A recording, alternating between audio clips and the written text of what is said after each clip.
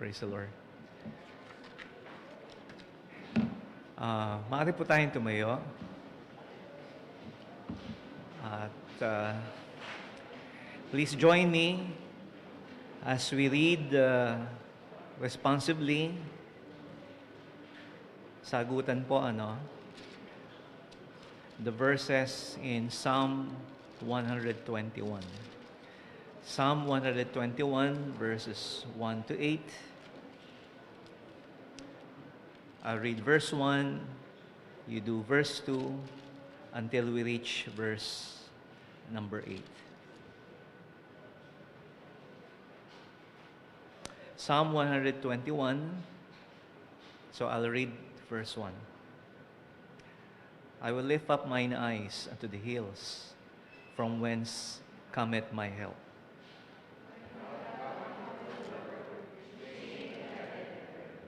He will not suffer thy foot to be moved.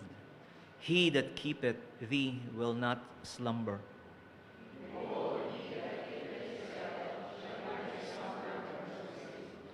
The Lord is thy keeper. The Lord is thy shade upon thy right hand.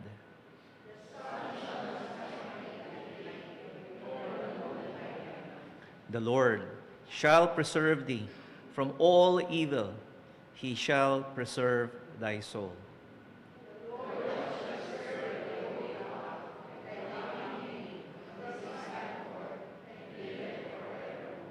May the Lord bless His word. Maaari na po tayo magsiupo.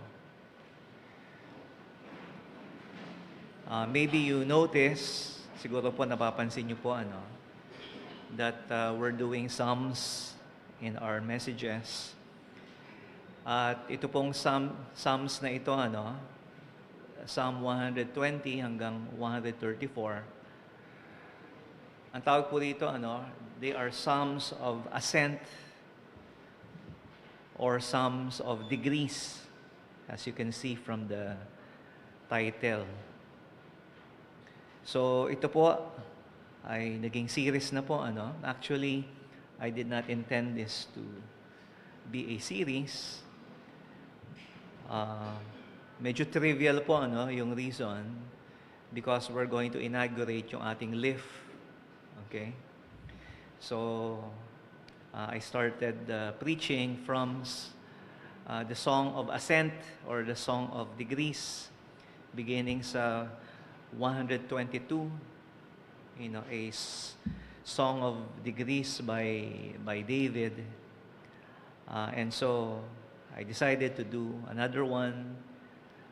So, naka-tatlo na po tayo. And this is the fourth. So, yun po ang that's why we're here. That's why we're doing the Psalm of Degrees, or Ascent. So, I mentioned last week, that some think that ito pong 15 Psalms na ito, were sung, or recited, as they go up the 15 steps sa temple. Okay? And it's a coincidence that from the lobby to the sanctuary, there are 15 steps. So, it's a reminder po sa atin, that as we go up, whether you use the lift, or the stairs, you can recite it if you want to, one for each step. Pero that is something po that can remind us. So ito pong psalm na ito is a very nice psalm. Napakaganda po nito. Napaka-appropriate for those who are praying for safety when you are traveling. Di ba? So lahat po tayo nagta-travel from point A to point B. At ang prayer po natin, yung pag-iingat ng Panginoon. Di ba? Yung safety, yung strength, yung security. And praise God, most of the people that kilala po natin noong nakaraang typhoon, are safe. Some even mark themselves, as safe, and we are thankful for that. So mahalaga po yung safety. But what kind of safety?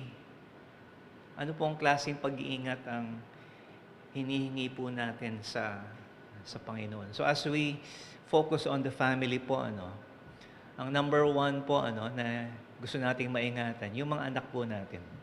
Children are vulnerable, di ba? So tayo po mga parents, we are sometimes overprotective, of our children, especially itong nakaraang pandemic.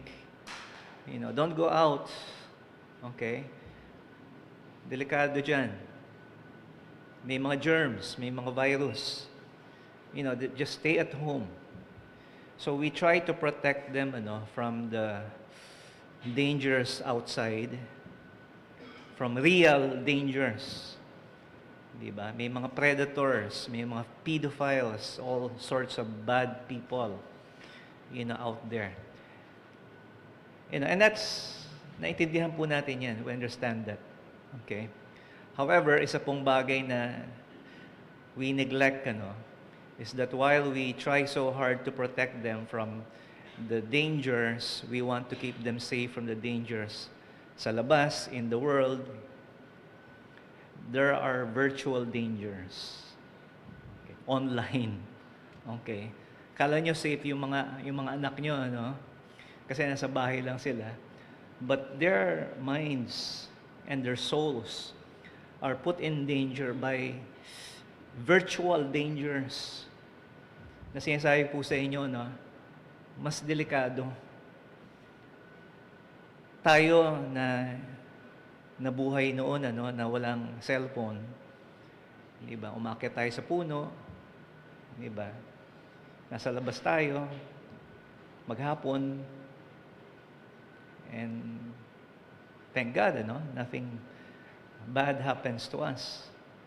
Pero I think ito pong danger, and one of our deacons, will deal with this danger, to our children, yung virtual, online danger. Pero safety, okay, mahalaga po talaga, yung safety. And from Psalm 121, I would like for us to see, that one of the things that is being emphasized here is safety in service to the Lord. We don't know who wrote Psalm 121.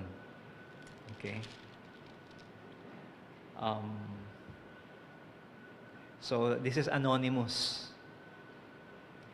Sabi niya po rito, I will lift up mine eyes unto the hills, from whence cometh my help. So, this morning, let us see that our strength, our safety, and security comes from the Lord. We take it for granted na nakarating po tayo dito. Okay? And we say that we did all that we can. Pero alam niyo, without God, without the Lord, none of us would be here. Alive.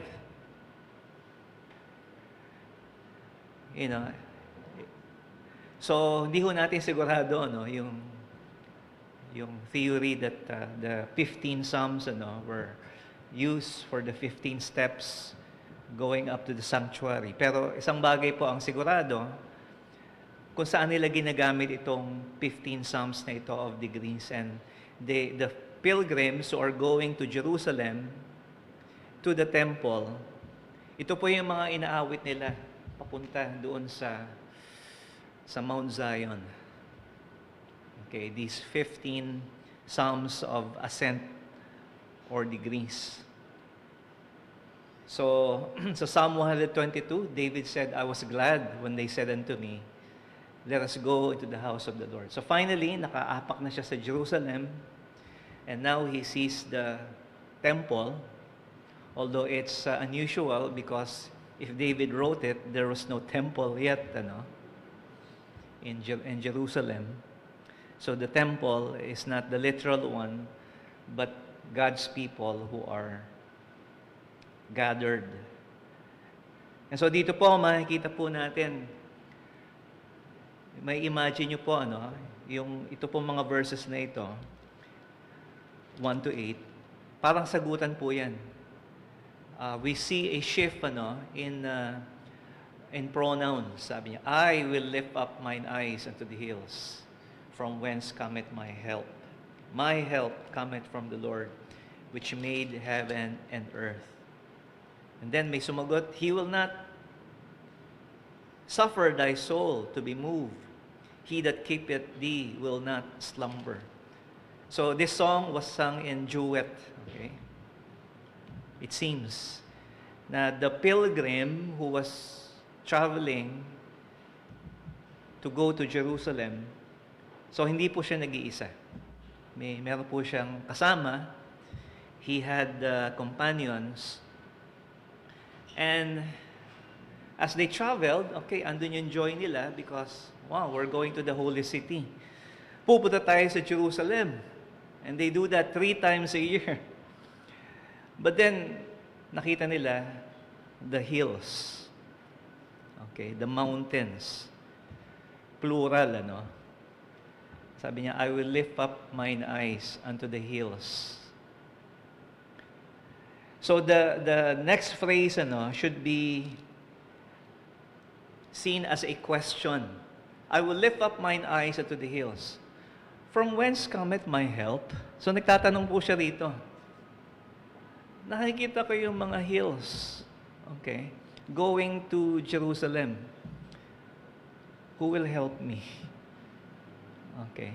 I mean, I'm glad that you're here this morning.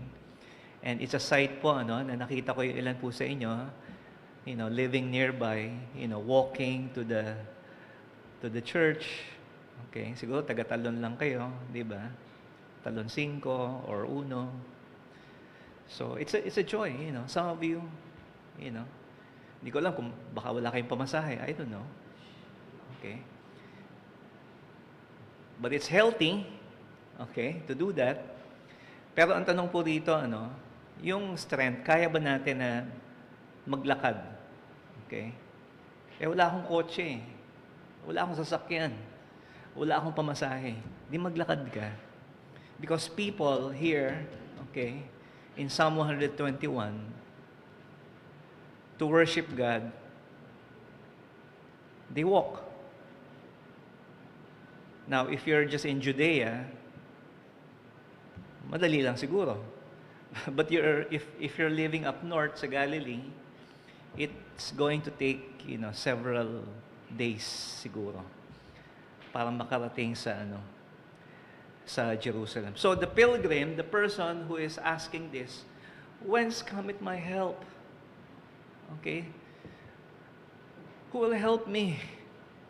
Okay, it's hard, to go up the hills, the mountains, and then delikado rin pababa. And you'll go through the valleys, and there might even be bodies of water or rivers that you have to cross. So hindi po itong traveling na ito, hindi po ito holiday, hindi po ito vacation. So for those of you who are traveling anytime soon, this is a good psalm for you to to meditate on. Okay? Bago kayo sumakay, di ba? Tingnan nyo, Psalm 120, I lift up mine eyes. From whence cometh my help? He will not suffer thy foot to be moved. Very explicit po yan. The Lord is thy keeper. He shall preserve thee from all evil. That's what we all want. We want security. We want safety. But the psalmist here, una sa lahat, pinagpipray niya, I don't have the strength. I don't have the resources. Kaya sabi niya po dito, he's looking not just on the hills. He's not lifting up his eyes just to the hills vertically, horizontally, but vertically. Sabi niya po rito, my help, whence cometh my help? My help, okay, ganda ng pagkakasunod-sunod, no? My help comes from the Lord, which made, heavens, and the earth. So sinasabi niya po rito, number 1, in verses 1 and 2, the Lord is my helper. Okay? From whence cometh my help? My help comes from the Lord. So mahirap po 'yon. Nakita niya yung hill. Siguro malapit na siya. Nakita niya, Lord, ang tarik naman 'yan. Okay? Kaya ko ba 'yan? Parang kahapon, 'di ba? Matarik. 'Di ba? Kaya ba ng sasakyan? 'Di ba? 'Di ba, elder? Kaya ba ng tricycle natin? Di ba? Di ba? Nagpe-pray ka talaga, di ba? Going up that, that steep hill. Matarik. At nanalangin siya, Lord, give me the strength. Pero, may kasama siya. May kasabihin po sa Africa, if you want to travel fast, go alone. Kung gusto mong bumiyahe na mabilis, go by yourself. Mag-isa lang. Kasi gusto mong mauna siguro. Diba? But if you want to travel far, go with somebody. Dapat may kasama ka. Mas malayo ang mararating mo. Maaaring hindi ka mauna, okay? Pero makakarating ka because you are together. And so makikita po natin dito as they travel up and they see the hills, okay, going up to Jerusalem, to the temple. Ang sabi niya po rito, Yahweh. Okay, L-O-R-D, uppercase, Yahweh. The Lord will help me. My help will come, from the Lord. Diba? Kaya nga pagdating ng Psalm 122, I was glad when they said unto me, let's go to the house of the Lord. I made it. Okay? Aren't you glad you're here? You made it. Sinong tumulong sa inyo para makarating dito to serve and worship God? It's the Lord. Okay? Some of you have maybe mas challenging yung inyong pong situation coming here. Okay? Yung iba po, walang problema kasi dito na nakatira. Okay? Pero yun nga po, it's the Lord. And He identifies the Lord, as the one who made heaven and earth. Sandali. Hindi ba nakalagay sa Genesis 1:1, in the beginning, God created the heavens and the earth. You see, ang ginamit po ni Moses sa Genesis 1:1 is the word Elohim. And Elohim is generic, God. Ano pangalan niya? Hindi ko alam, pero it's God who made heaven and the earth. But the psalmist here says, I will lift up mine eyes unto the hills from whence cometh my help. My help cometh from not just God, but from Yahweh.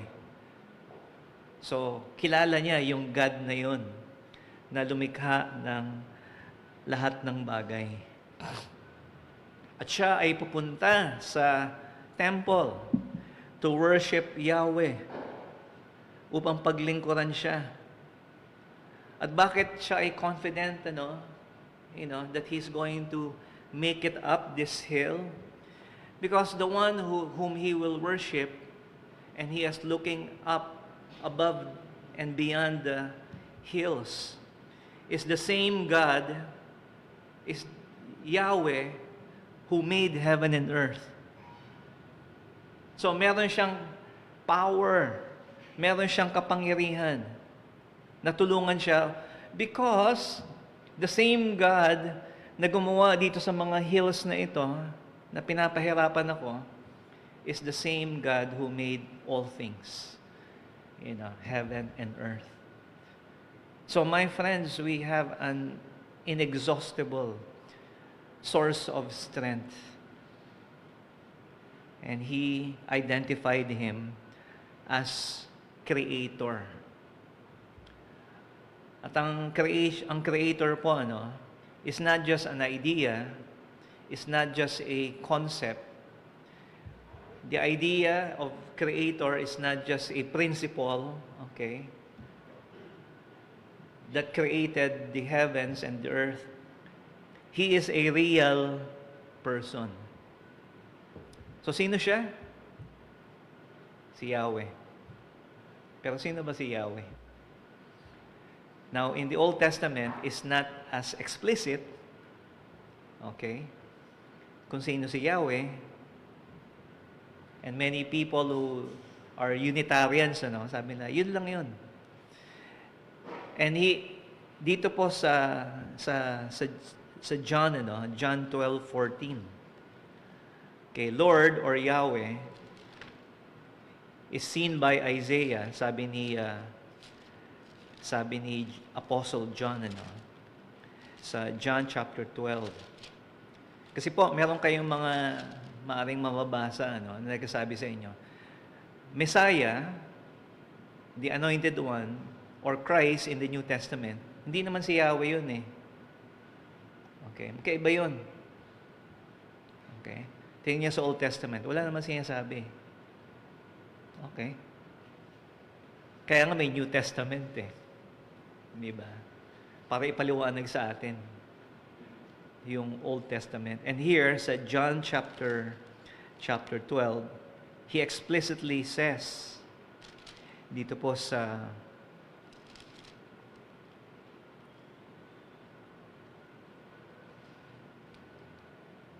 okay.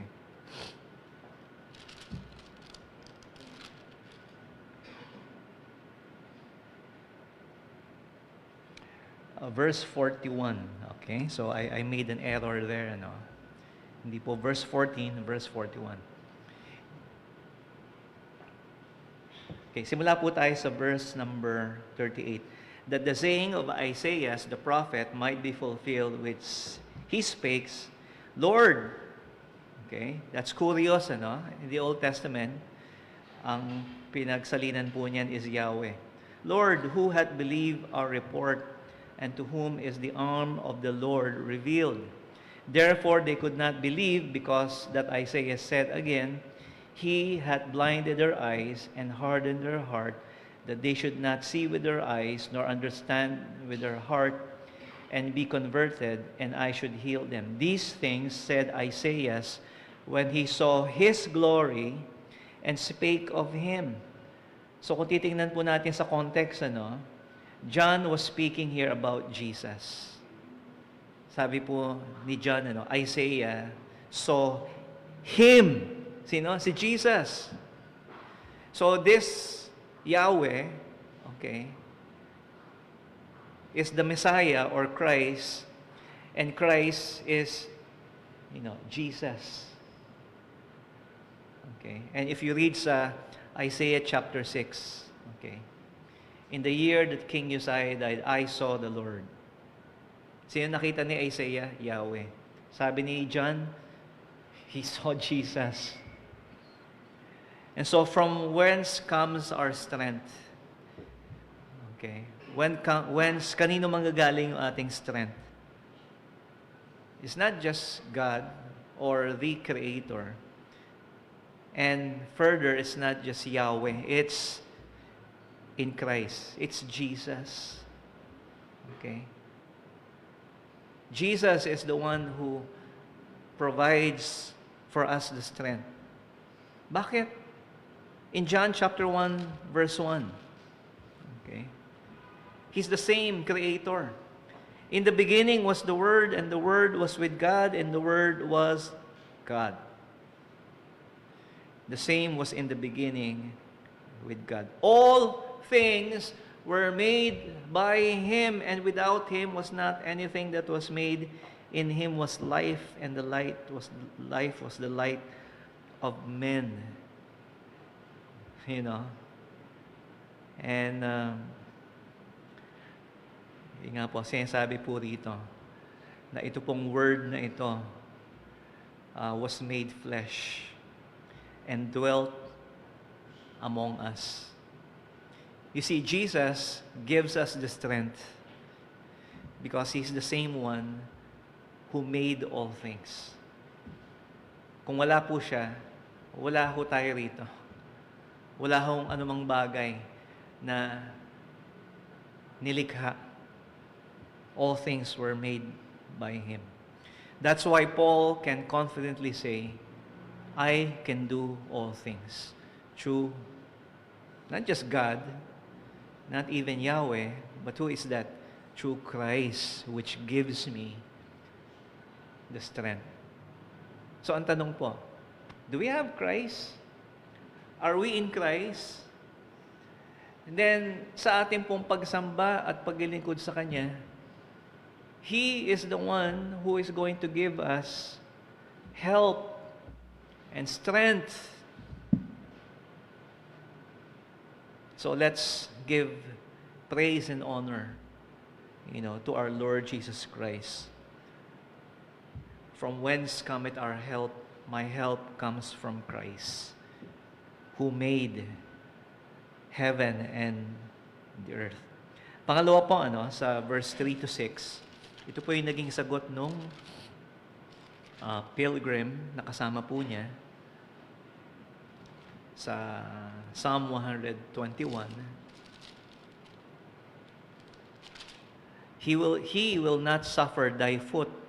So he shifts from first person, I, my, and here's a verse 3, second person po, He will not suffer your foot. Okay? He that keepeth you or thee will not slumber. Okay? So ito yung kanyang sagot. Okay?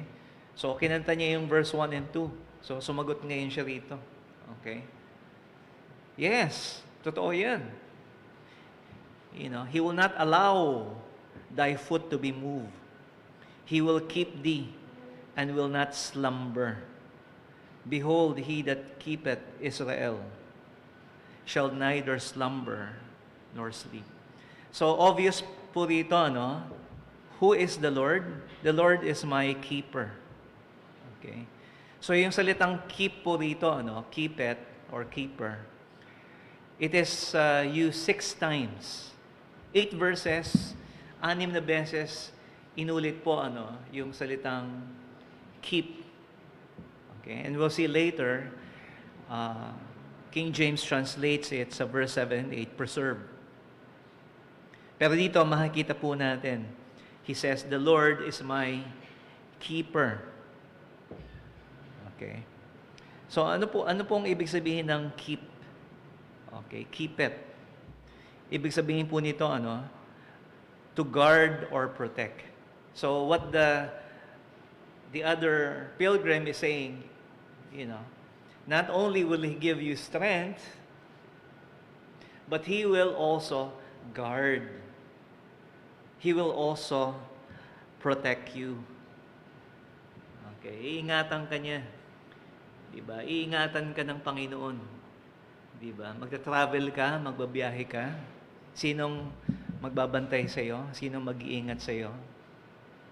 It's the Lord. Okay? Believe that with all your heart, with all the dangers happening all around us, diba? Let us put our faith in the Lord, who will guard and keep us. Okay? He is our shepherd. Okay? Sa Latin, they translated this as custodian, Yeah, so siyang nag-iingat sa atin, nagbabantay sa atin. Sabi po ito, He will not suffer or allow thy foot, to be moved. So I think, mas maintindihan natin kung sasabihin natin, hindi kanya papahintulutang madulas. Yan ang isang sa mga bagay, di ba? Na ayaw natin mangyari. Pag tayo ay nasa, yung madulas ka, di ba? Mamali ka ng apak, matumba ka, mapatid ka. And can you imagine this pilgrim going up the hill and he's concerned, he's really anxious. Di ba? Isang maling apak mo lang, okay, you can fall. Okay. Pero sinasabi rito, He'll not allow you to allow your foot, to slip. Okay. Of course, nangyayari pa rin po yan. Okay.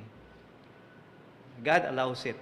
Okay. Naalala ko noon, So, pwede ba akong magkwento? Sandali lang. Wala naman ito doon sa message ko, Pero I remember, many years ago, we went up for a mission sa Mindoro with Elder Willie, Brother Melvin, Brother Gino, myself. And, yun nga po, sa Mindoro, to visit the tribes. Okay, Mangyan tribes. So, yun po. So, andun kami sa camp, sa church, and we were preparing to go up to the tribes. Okay. So, ilang bundok? Hindi ko maalala, pero siguro at least 3 bundok yan, May ilog. Isang ilog lang naman yun, pero you have to cross it siguro 3 times, Yeah, so I was looking forward to it, Yeah, okay. Punta kami sa, puntahan namin yung mga kapatid natin sa bundok. So, andun pa lang kami sa church. Nadulas po ako. Sa damuhan, hindi ko nakita, okay, may indentation doon. So, that's my problem, I sprained my ankle. So, paano na to? Okay. Excited pa naman kami, na umakyat sa bundok. So, our host said, siguro isang ilog lang at saka isang bundok. Kasi, yung isang kasama natin, andito pa lang sa church na na injury na I don't know, the Lord allow it, maybe meron siyang purpose. And so tatawid na kami ng ilog, and it's a joy, for me. Naalala niyo yun, Brother Melvin? Kami sa ilog, and natulog kami sa tabing ilog, di ba? Gabi. Totoo to, you ask them. There were some who were guarding us. Okay, you know who? The nice people around, who are nice to us. Okay? So, kami bahala sa inyo. Babantayan namin kayo habang kayo ay... Can you believe that? Okay?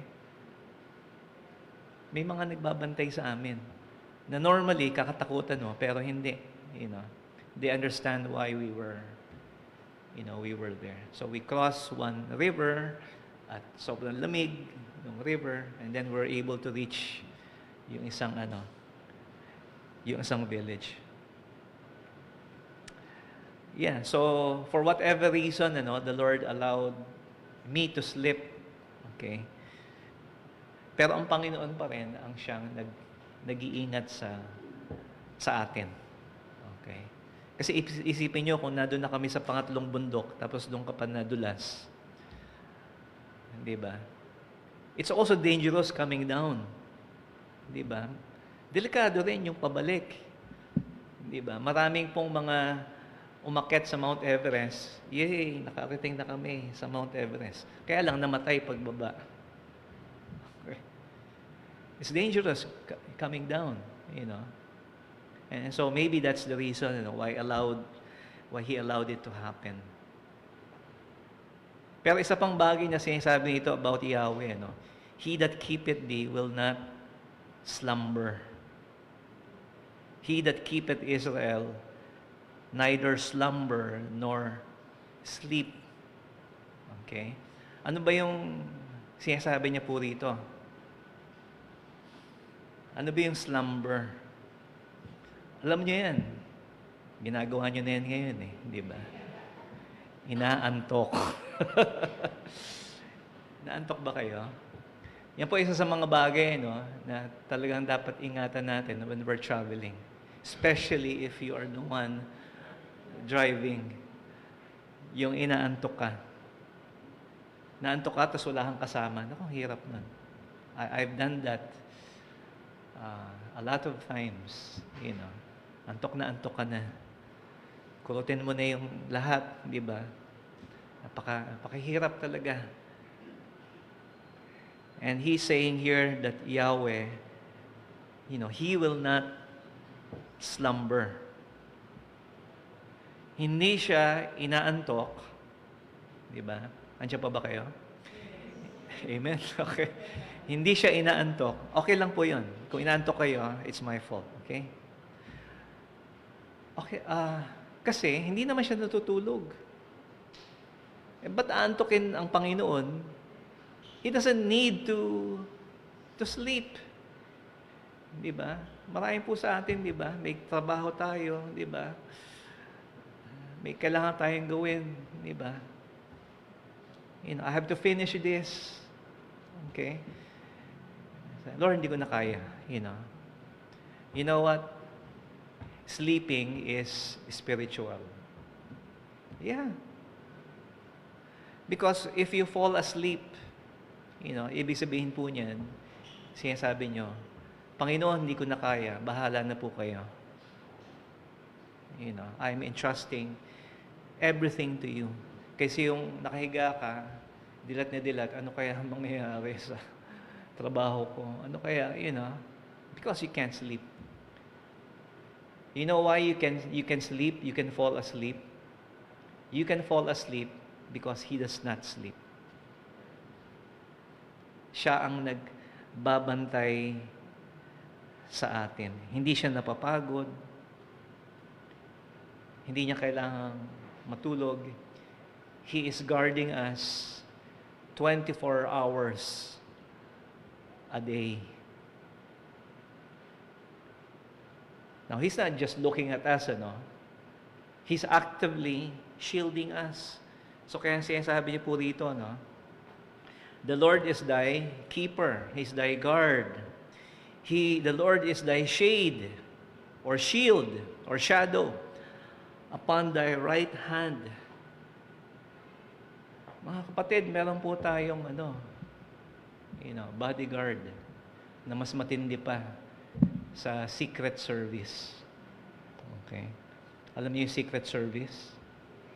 Daming yan. Yan ang bantay na presidente.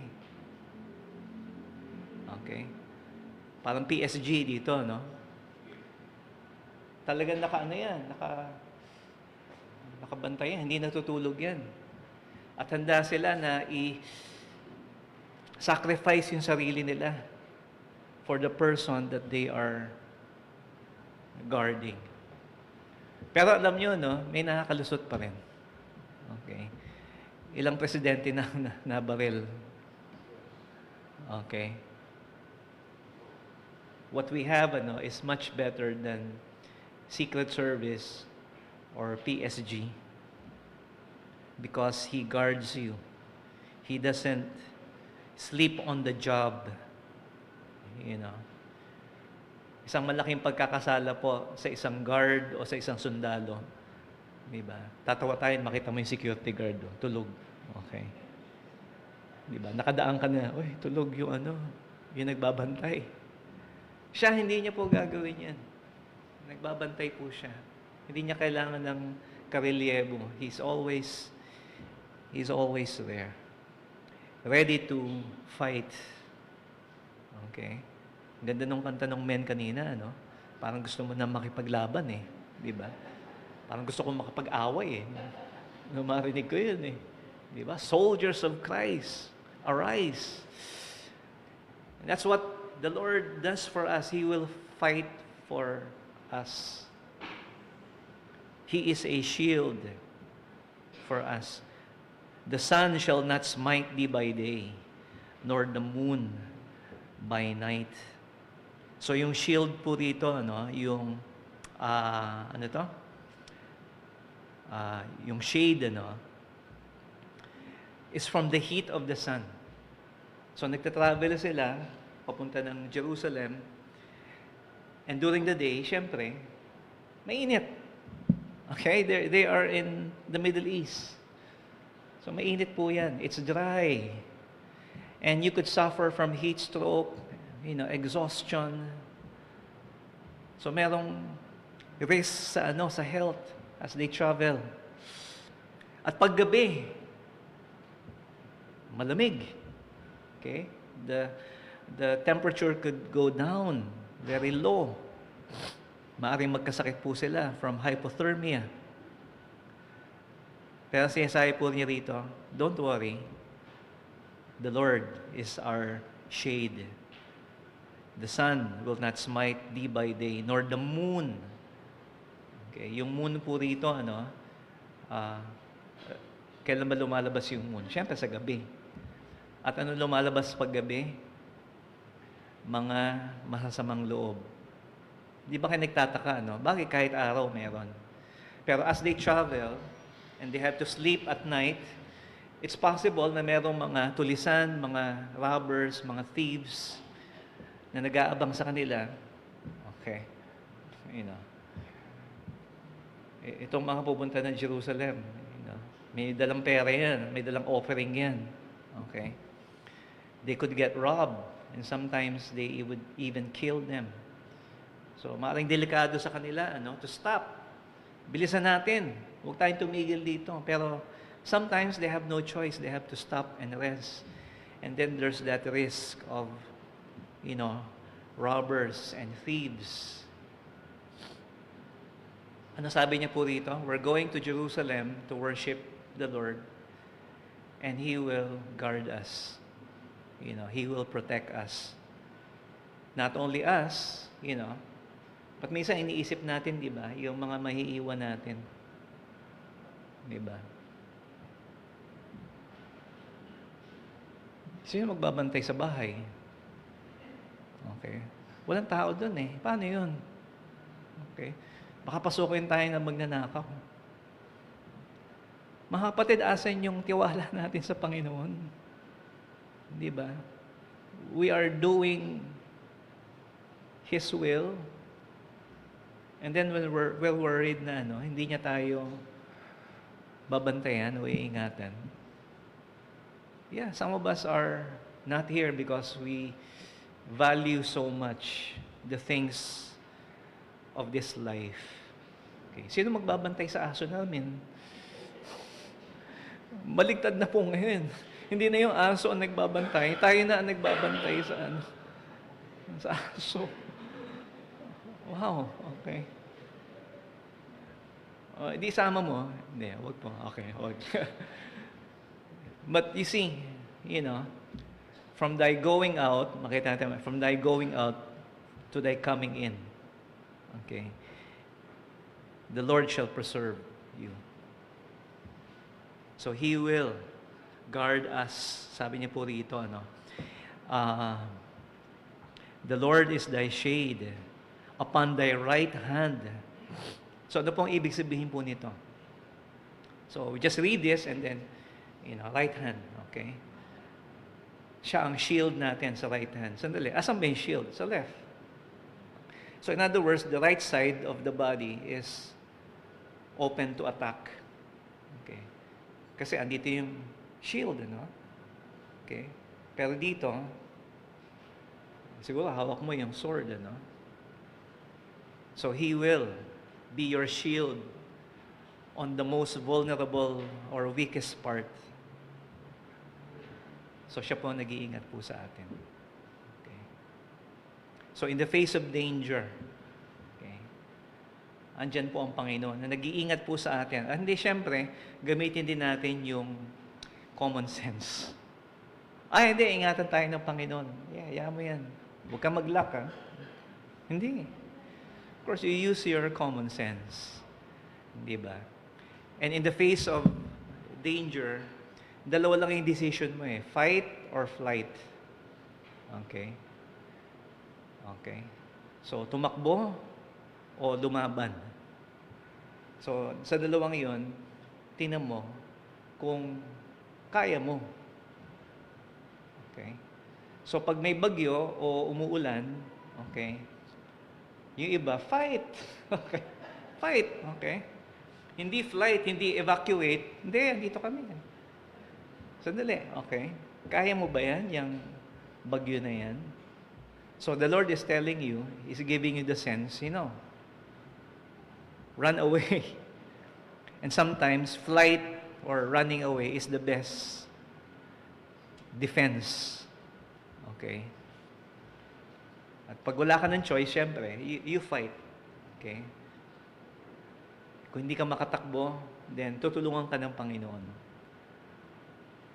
And so you see, makikita po natin dito, that the Lord is our guard, He's our defender, He's our keeper, and the Lord will fight for us. Why? Because the same God who is Yahweh, sabi po dito, keeps Israel. So binigay niya po yun dito yung Israel. Israel. The one who guards Israel is the same who guards you, for He is a covenant-keeping God. Tingnan nyo, yung covenant ng Panginoon with the nation of Israel. Diba? Ilan libong mga missile, Asan na yun? Okay. Meron silang iron dome. Okay. Rockets all the time, surrounded by enemies. That's a testimony na nagsasabi sa totoo yung Bible. Someone is fighting and defending that nation who are God's people. He's the same one who is guarding us, keeping us, and protecting us. The one who keeps Israel. So, hindi lang ho tayo nag-speculate. Meron tayong evidence that God is doing that. Tutusin, dapat matagal nang nawala ang mga Jews, noon pa. Okay? Satan has been trying to destroy these people. But since may promise sa kanila ang Panginoon, they're still here. And that God is the same one na pinagkakatiwalaan po natin at sinasamba po natin. Now, for us, we know God because we know that the Lord is Christ. So, our safety is in Christ.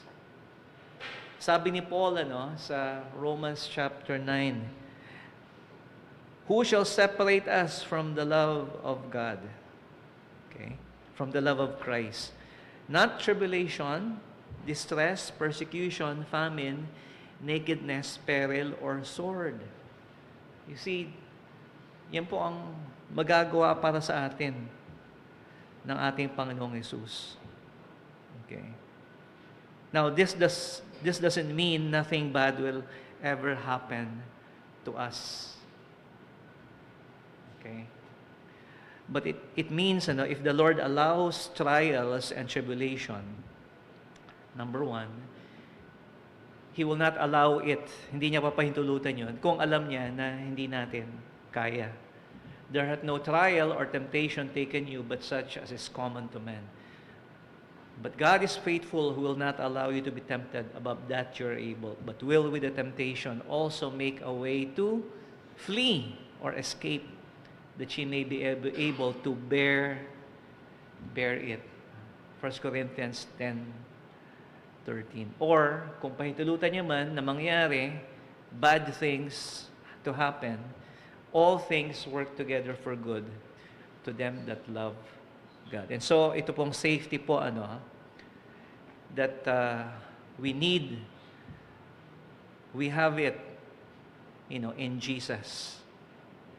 And finally, verse 7 to 8, the Lord shall preserve thee from all evil. Saan daw? All evil. He shall preserve thy what? Soul. The Lord shall preserve thy going out and thy coming in. Okay? How long? From this time forth, even forevermore. So, as I've said po, the word preserve is exactly the same word as keep. Okay, pareho-pareho po yan. So, 3 times keep or keeper, and 3 times preserve dito po sa verses 7 and 8. So, pinapakita po sa atin dito, the Lord is my preserver. Okay, He preserves us. He does not only will the Lord keep evil away from us, yung safety po,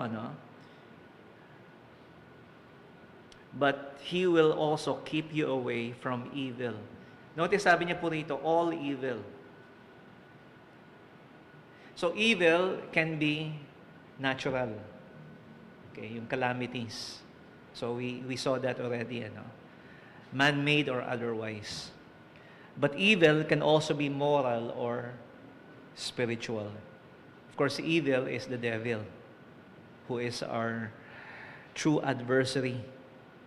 And so, ang sinasabi ng Panginoon dito, He will not just keep evil away from you, but He will also keep you away from evil. He will preserve you from evil.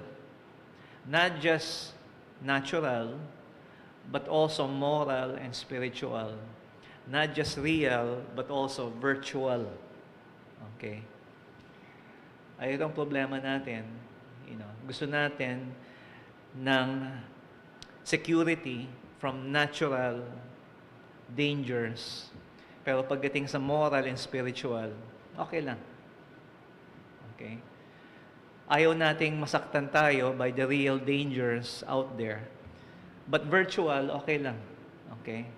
Things that will pollute our mind and our heart and our soul. Brothers, we cannot have that na sinasabi natin sa Panginoon, ingatan mo po ako sa mga dangers.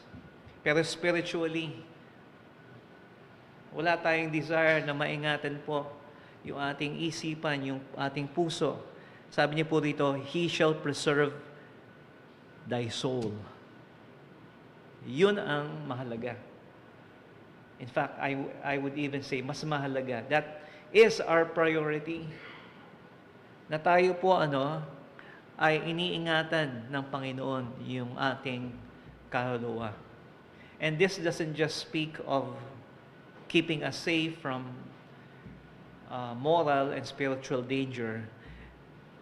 Kasi kung mahabasa po natin, from this time, even forevermore, this speaks of our eternal security.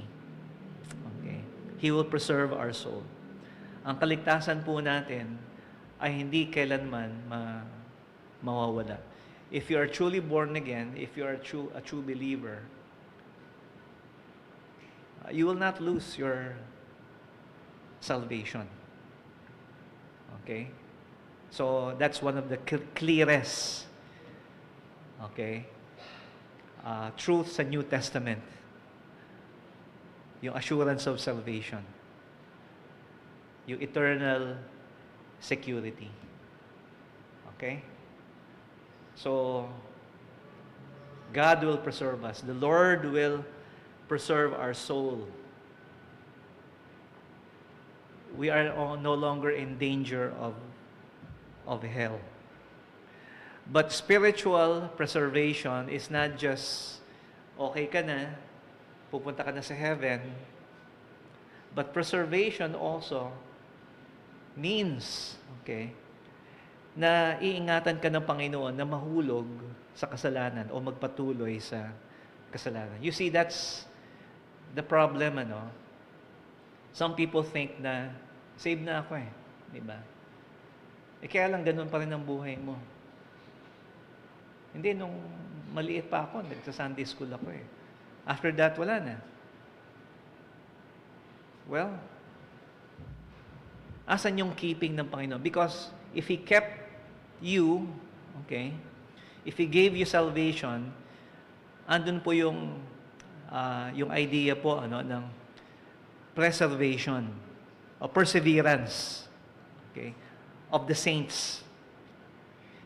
If God is preserving you to salvation, you will also persevere Magpapatuloy ka.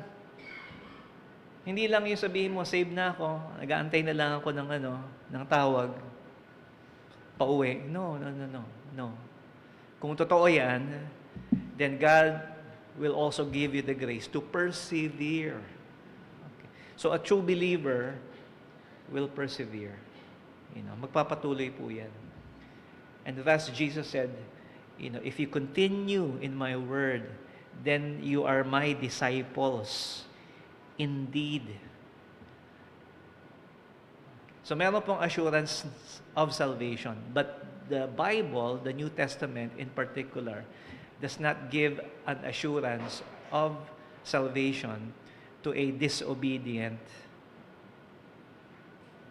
I wouldn't say believer, Yeah, we could say believer, pero there's no assurance. Okay? Pag ikaw ay namumuhay para sa mundo at para sa dyablo, okay? Hindi mo pwedeng sabihin na dahil tinanggap mo na siya, well, examine yourselves. Okay? Sincere ako Alam ko, sincere ako na, well, you are basing your assurance on your sincerity, not on Jesus. Okay? Kinilabutan ako noon Totoo yun Hindi, no, it's not about that.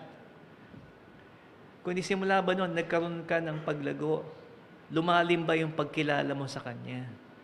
As not just your Savior, but as your Lord.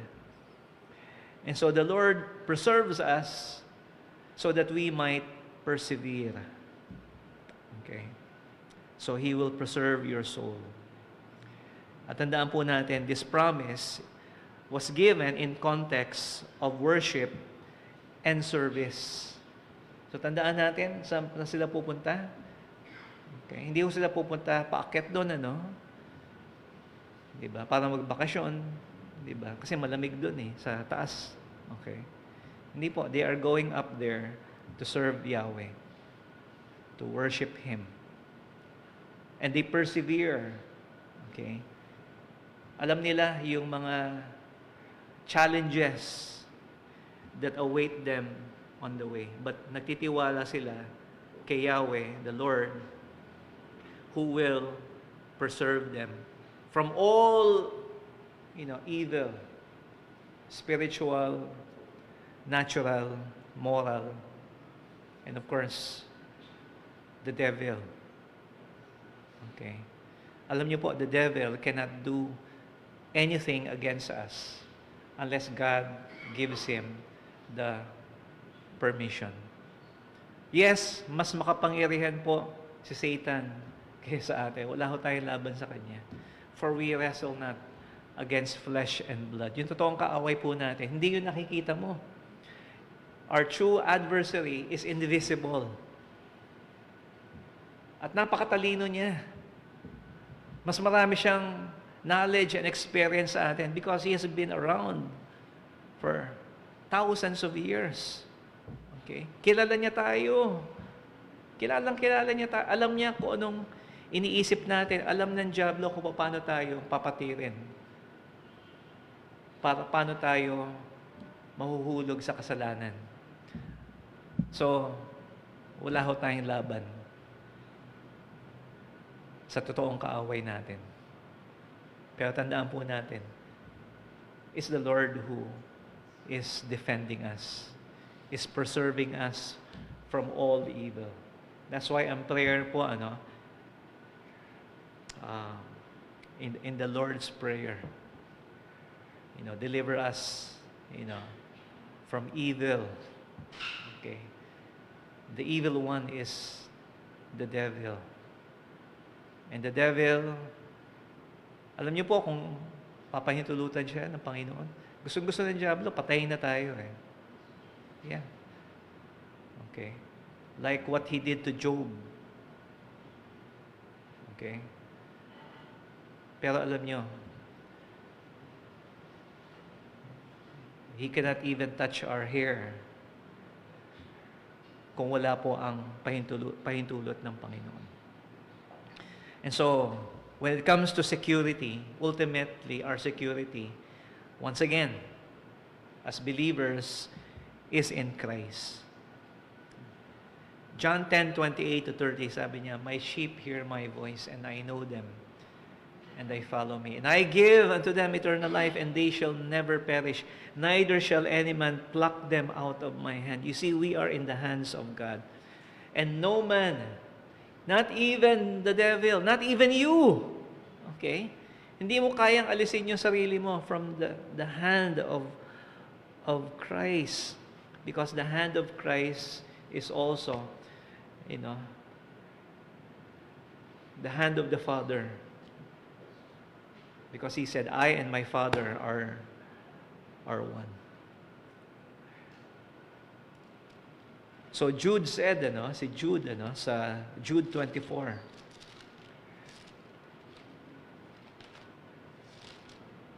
this is his, doxology.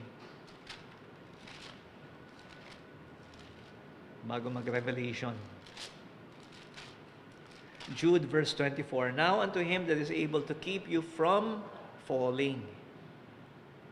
That's the Lord.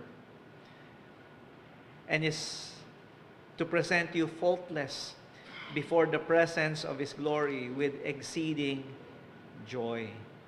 Okay. So the one who will present us faultless before the Father is able to keep us from falling. So alam niyo po, it's only by the grace of Christ, na tayo po hindi nahuhulog sa kasalanan. Hindi dahil sa atin. Hindi dahil malakas ako. Kaya ko yan. Hindi dahil sa iyo.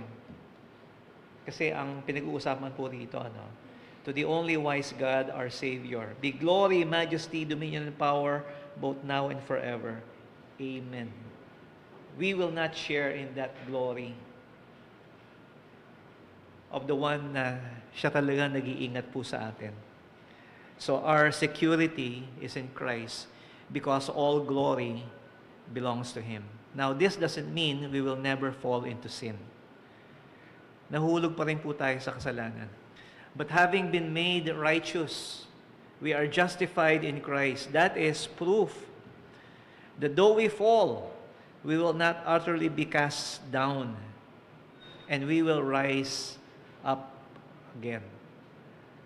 So a just man, or a righteous man, yung ginawang matuwid ng Panginoon, falls 7 times, pero bumabangon. Okay? So kung mahulog man tayo sa kasalanan, babangon tayo dyan.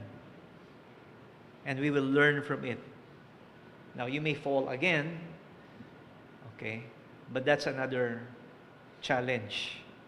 The Lord will help you to stand up again. The steps of a good man are ordered by the Lord. Though he fall, he will not be utterly cast out. And it is Christ. Sinasabi po rito, the one that we read at the beginning of the service, Ephesians chapter 3, verse 20. "Now unto Him that is able to do exceeding abundantly above all that we ask or think." Okay, napaka extreme na po ito, yung superlative po dito, Super abounding, exceeding abundantly. Above, okay? Kinulang ng adjectives si Paul to describe, okay? Him that is able to do what we ask or think according to the power that works in us. Kung ano yung kaya mong isipin, mas higit pa yung kayang gawin ng Panginoon. Because unto Him be glory in the church by Christ Jesus throughout all ages, world without end. Amen. So Christ He's talking about Christ in verse 19. Ano? He is able to do super abundantly, abounding, overflowing, what we can ask, above what we can ask or think. So He has the power to preserve us. Okay? And so mga kapatid, isipin natin how many times the Lord has providentially. So isipin po natin. Kasi ito yung ito yung makikita natin that God is doing something greater than what we see and know. Diba? How many times our lives were put in danger by some accident, by some sickness. Diba? Sabi nga no isang presidential candidate, dapat wala na ako dito eh. Diba? Kung di ako gumanon, diba? Patay na ako dapat eh. And it's good, he said, it's God. It's God. Diba? Isang hakbang lang, dapat matagal na tayong wala. Diba? And those are the things na alam natin. Pero sa totoo lang, maraming beses hindi natin alam. We are not aware of God's, keeping us, preserving us. Hindi natin alam. Hindi natin alam. Someday, we will realize yung kanyang pag-iingat sa atin from all harm. Kasi minsan, nagtatanong tayo sa Panginoon, Lord, ba't binigyan mo ako ng sakit? Di ba? Bakit? Ba't nangyari ito sa akin? Ito bang plano mo? Ito bang gusto mo? Di ba? Ang bilis natin makalimutan yung, di ba, ang daming beses, di ba, na tinulungan tayo ng Panginoon, na hindi man lang tayo nagpapasalamat sa Kanya. Di ba? Para bang yung tao na tinutulungan mo, di ba, tapos minsan hindi mo pagbigyan, napakasamang tao mo naman. Kinalimutan mo na lahat yung ibang bagay na binigay sa iyo. Ito ang Panginoon, di ba? Always. And even kahit pahintulutan niya yung bagay na ayaw natin, it's still for us. And so I think we should have a growing appreciation, of the strength, the safety and security that comes from the Lord. Because all this comes from a purpose, for a reason. Okay? As I've said last Friday, the ultimate purpose is He wants to save you. So those of you who were here nung Friday, I told the story of someone, mga employees, na hindi nakapasok sa work. And then, nung nakita-kita sila ng mga co-workers niya, ano ba yung reason? Ba't hindi kayo nakapasok sa work? Sabi ng isa, hindi nag-start yung sasakyan ko eh. Sabi ng isa, may aksidente doon, na-traffic ako. I didn't make it to the office. Sabi naman ng isa, natapunan ako ng kape. I have to go back home and change. Hindi ako nakarating sa work. Sabi naman isa, na-late ako dahil first day of school, September, I have to bring my kindergarten child to school. First day, I have to be there. I wasn't able to make it to work noong September 11, 2001. Ang office nila nasa Twin Towers. Okay? That's God, providentially. And of course, other places, naiwan na aeroplano, di ba? Naiwan ako na aeroplano. Tapos nabalitaan niya, yung aeroplano, bumangga sa, di ba? Hindi natin na-realize, okay, that God's purpose is to save us. And Jesus, we look to the hill, unto the hills. And Jesus went up the hill. And there's a cross, on that hill, on a hill far away. Jesus gave his life for us. Jesus went to the hill so that you won't go to hell. Okay? Or hill, okay? So, para hindi tayo mapunta sa impyerno, he went, up Mount Calvary. That's the most important hill. And so, may the Lord bless you. May the Lord keep you. May the Lord make his face to shine upon you and give you peace. Let's pray. Thank you, Lord, for your words for us. Thank you, Lord, for bringing us here, bringing us to this place for a reason and for a purpose. And Lord, mamaya, as we leave, alam po namin po, Panginoon, you will bless and keep us. And we continue, Lord, to hold on to you, Panginoon, as our strength, our safety, and our security. In Jesus' name.